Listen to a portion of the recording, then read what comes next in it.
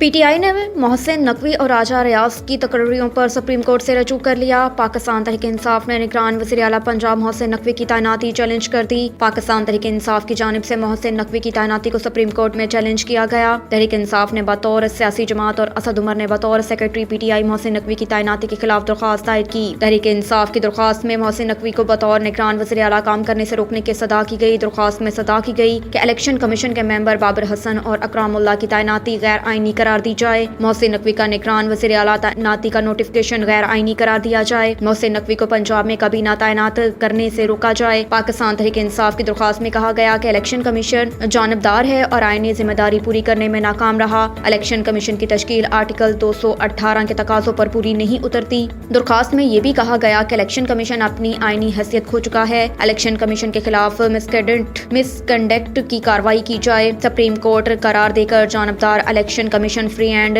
Fair election نہیں کروا سکتا۔ سپریم کورٹ تمام اسٹیک ہولڈرز کو متحرک کر کے صاف شفاف انتخابات کے انعقاد میں کردار ادا کرے۔ ایسے اقدامات کیے جائیں جس سے پنجاب اور دیگر صوبوں میں جمہوری حکومت قائم ہو۔ اس کے علاوہ پی ٹی آئی نے راجہ ریاض کو اپوزیشن لیڈر قومی اسمبلی بنانے کا فیصلہ بھی عدالت میں چیلنج کر دیا۔ پی ٹی آئی کی درخواست میں کہا گیا کہ راجہ ریاض کو اپوزیشن لیڈر بنانے کا نوٹیفکیشن غیر آئینی ہے، اسے کل عدم قرار دیا جائے۔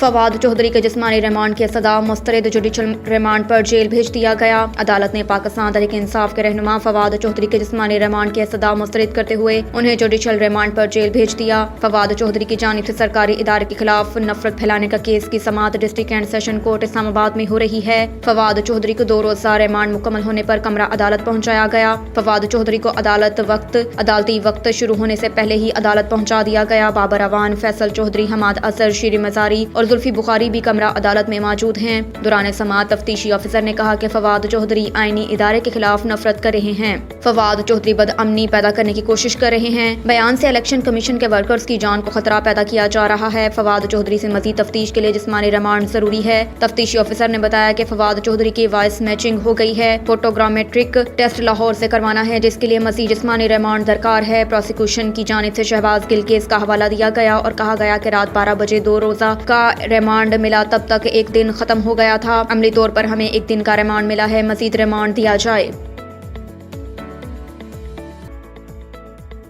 فواد کو دیر سے گرفتار کیا گیا۔ پرویز الہی کی مبینہ آڈیو لیک۔ سابق وزیر اعلیٰ پنجاب چوہدری پرویز الہی کی سابق وفاقی وزیر فواد چوہدری کی گرفتاری سے متعلق مبینہ آڈیو لیک ہو گئی۔ پرویز الہی کی مبینہ وائرل آڈیو میں انہیں کہتے سنا جا سکتا ہے کہ فواد چوہدری کو دیر سے گرفتار کیا گیا، 1 مہینہ پہلے گرفتار کر لیتے تو اسمبلیاں نہ ٹوٹتی۔ وائرل ویڈیو میں پرویز الہی نے فواد چوہدری کے لیے نازیبا الفاظ کا استعمال بھی کیا۔ واضح رہے کہ اس سے قبل کاف لیگ کے اراکان سے خطاب میں بھی پرویز الہی نے کہا تھا کہ انہوں نے بہت سمجھایا کہ ابھی کام کرنے دو، مگر خان صاحب کے قریبی لوگوں نے پارٹی کی جڑیں کاٹی۔ 4-5 قریبی لوگوں میں سے ایک پکڑا گیا، اگر وہ پہلے پکڑا جاتا تو کام ٹھیک ہی رہتا۔ بعد ازاں پرویز الہی نے اپنے بیان پر معذرت کرتے ہوئے کہا کہ فواد چوہدری کی فیملی سے ہمارے درینہ تعلقات ہیں۔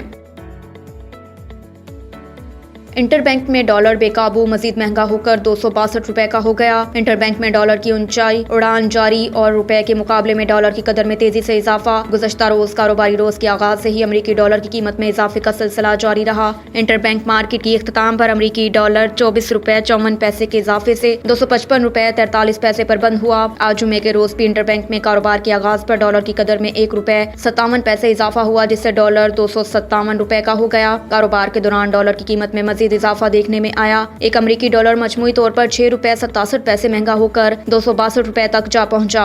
گزشتہ 2 دنوں میں انٹر بینک میں ڈالر 31 روپے سے زیادہ مہنگا ہو چکا ہے۔ پاکستان کے قرضوں میں 3950 ارب روپے سے زائد کا اضافہ ہو گیا۔ دوسری جانب اوپن مارکیٹ میں ڈالر 8 روپے مہنگا ہو کر 265 روپے میں ٹریڈ ہو رہا ہے۔